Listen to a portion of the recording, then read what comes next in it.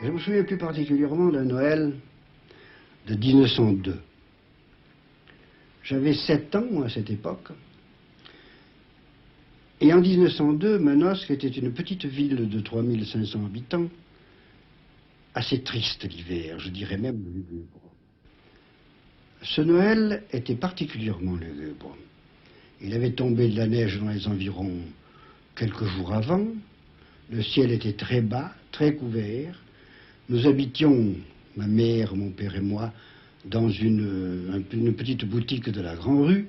Et cette Grande Rue était comme un corridor effroyable dans lequel se mélangeait un vent glacial et du grésil.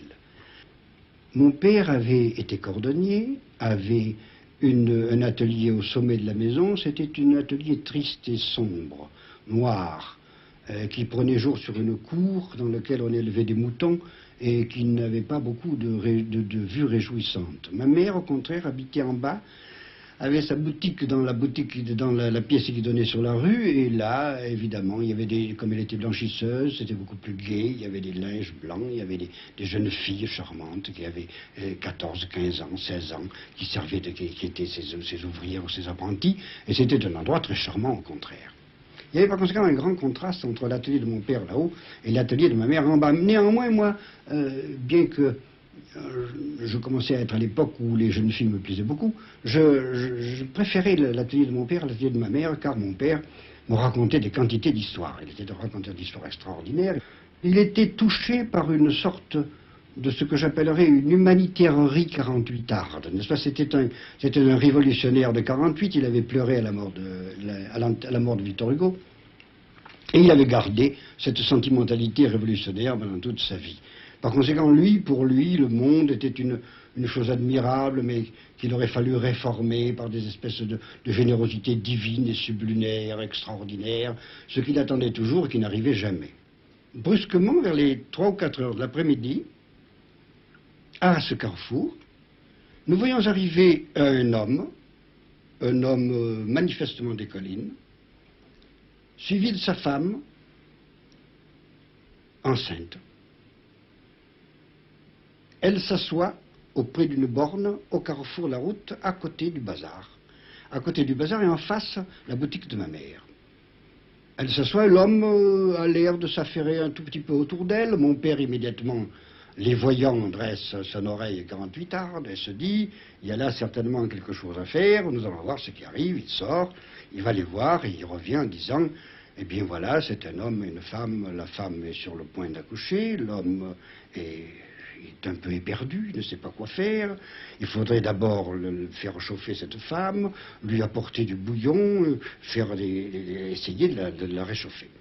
Là-dessus, on dit aussi ma mère s'affaire, les voisins commencent à sortir, on s'intéresse à ces deux personnages, et on se dit ils ne peuvent pas rester dehors, et on leur trouve un abri dans le fournil du boulanger, un peu plus loin.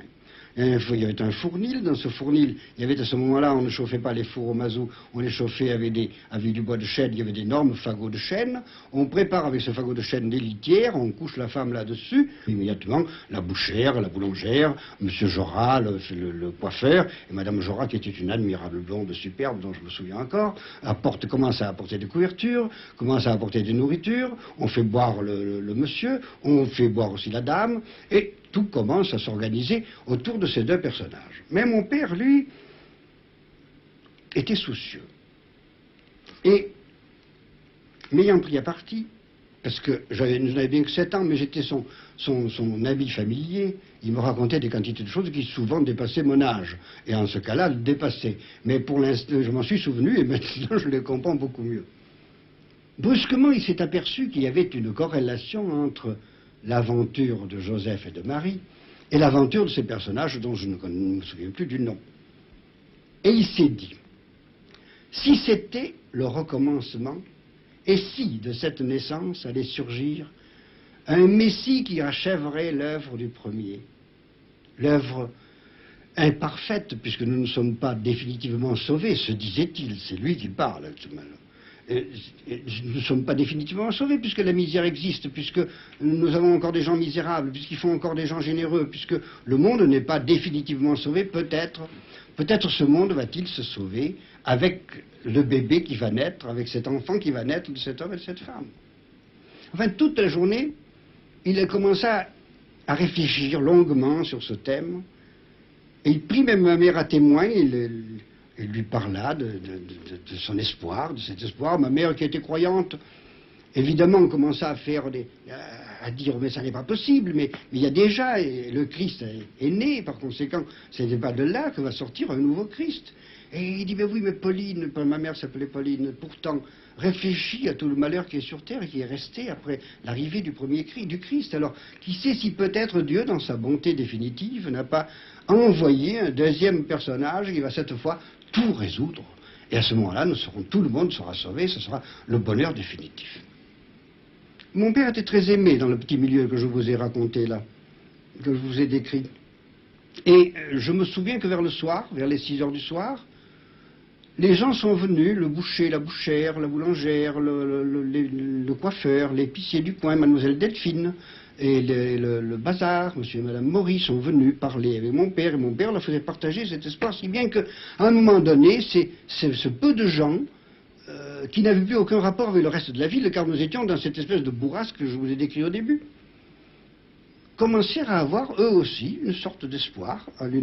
On ne savait pas quoi, mais peut-être quelque chose d'assez curieux, de sublimaire et divin qui allait peut-être arriver. Une seule personne était un peu rétive, c'était mademoiselle Delphine, qui était une pratiquante acharnée, et qui, elle, était décontenancée très certainement par la probable naissance d'un nouveau Messie. Et alors, vous, elle résistait. Mes réactions à moi, mes réactions, je n'avais pas de réaction. Moi, j'adorais mon père, qui était pour moi le Père Noël. J'étais l'enfant de sa vieillesse. Je suis né quand il avait 50 ans. Il avait une grande barbe blanche et pour moi, tout ce qu'il disait était pain béni. Je ne pouvais pas, je croyais ça dur comme fer. Alors à la fin de ce petit réveillon, mon père dit, je vais aller voir ce qui se passe là-bas dans la fournile. Et tout le monde attendait son retour. Il revint, il était très décontenancé. Et je vis alors dans ses yeux une sorte de désespoir. Et il nous dit, c'est une fille. Je pense que votre santé va mieux depuis un an. Oui, non? Oui, elle n'a pas été très touchée, mais enfin malgré tout, il a fallu que je prenne certaines précautions. Les accidents cardiaques ne sont pas graves en réalité, quand on prend des précautions. J'ai eu la grand-mère de ma femme, par exemple, qui a eu une maladie de cœur assez grave vers la cinquantaine et qui est morte à 103 ans après avoir enterré tous ses docteurs. C'est encourageant. Oui, bien sûr. Est-ce que ça vous oblige à des contraintes Oui, à certaines contraintes. Mais les contraintes sont plutôt exaltantes que désagréables. La contrainte du sel a été désagréable au début. Après, ça a marché assez bien. J'ai retrouvé des anciens goûts et des goûts nouveaux, ce que je mangeais.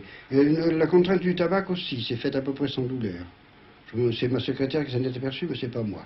Elle m'a dit, monsieur, il y a longtemps que je vous ai pu acheter le tabac. Et en effet, il y avait presque un mois que je ne fumais plus. Puis les autres contraintes, la contrainte de ne plus aller promener librement dans la campagne, monter, descendre les collines. Tout ça, on s'y habitue finalement. Finalement, ça n'a pas beaucoup d'importance après. Vous allez me dire encore que je pense que la sensualité, c'est souvent de savoir se priver des choses. Oui, bien sûr, c'est savoir. D'abord, l'âge permet une sensualité différente de la jeunesse. Ça permet de goûter les choses et de ne plus se précipiter comme des goinfres sur les choses à dévorer. On les goûte avec beaucoup plus de subtilité que quand on est jeune. Et tout ça s'accorde, d'ailleurs. Vous avez dit souvent de cette façon que l'eau, par exemple, donne une volupté encore plus grande que le vin. Oui, différente, pas plus grande, mais différente. Les eaux ont des goûts, vous le savez. Il y a certaines eaux qui ont un certain goût, d'autres ont d'autres goûts. Je parle des eaux pures. Il est évident que les eaux des villes, qui sont des eaux impures et travaillées et trafiquées, ont des goûts effroyables. Mais l'eau des sources a parfois des goûts différents. L'eau des puits a un goût différent de l'eau de source. Et on goûte, moi il y a certaines eaux qui me font énormément de plaisir, et d'autres eaux qui me déplaisent, qui sont un peu sapides, qui sont désagréables à boire.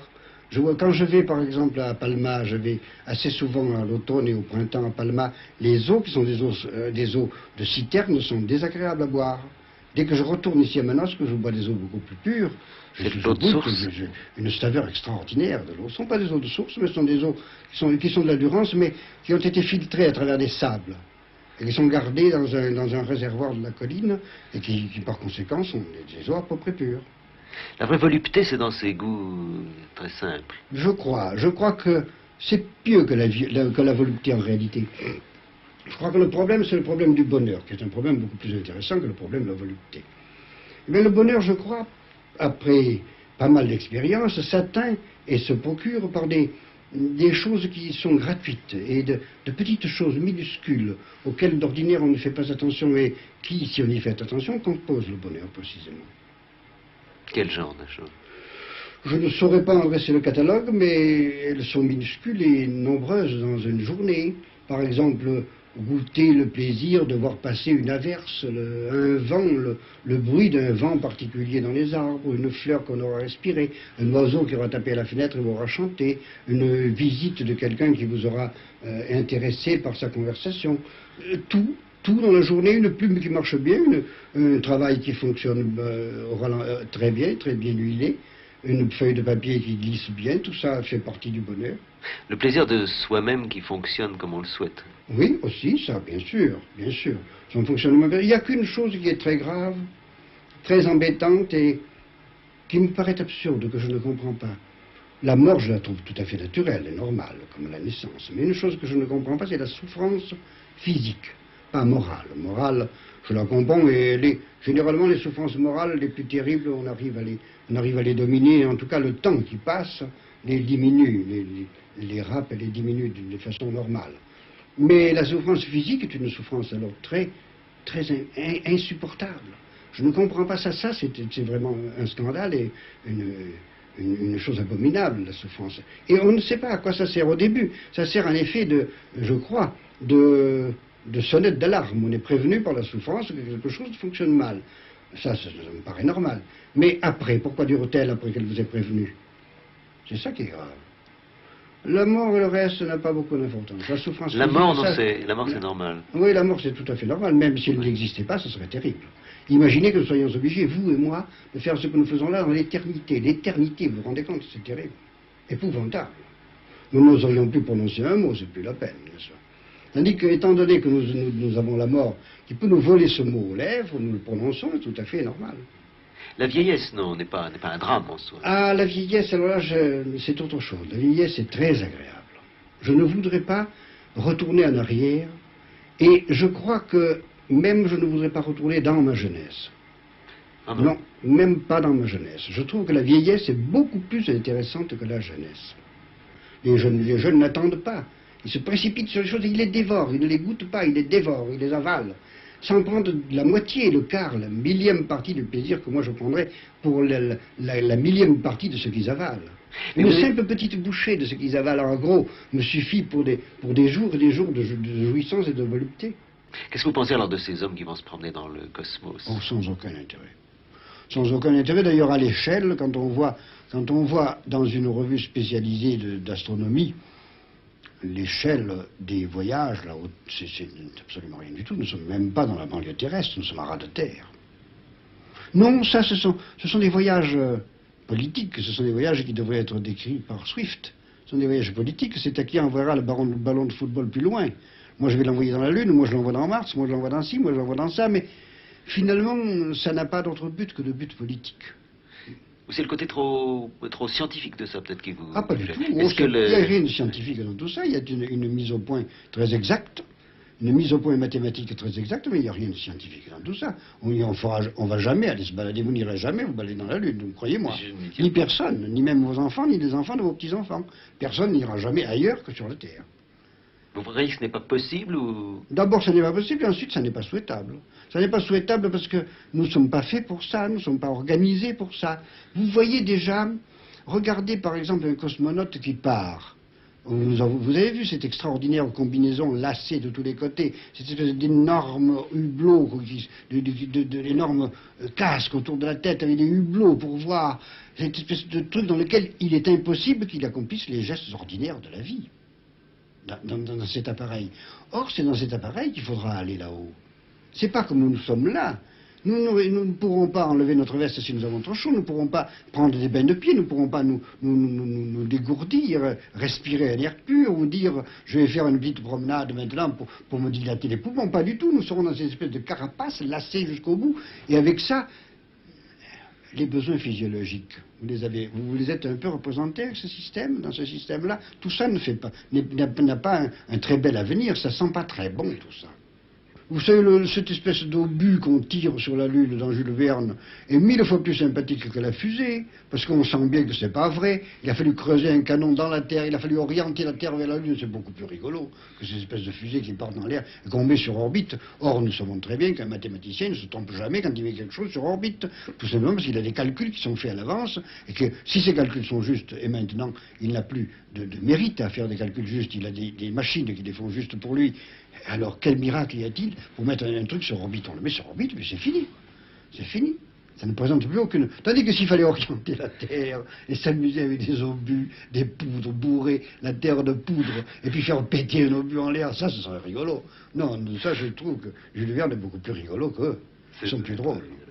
Vous regrettez cette époque, vous... Pas du tout. Je ne regrette rien parce que le monde tourne. Mais j'ai quand même le droit de me tourner vers les endroits qui me paraissent plus sympathiques. Je dirais par exemple que j'aime beaucoup mieux monsieur Jules Verne dans son cabinet de travail que tel savant à Cap Canaveral, vous comprenez, ou en Russie.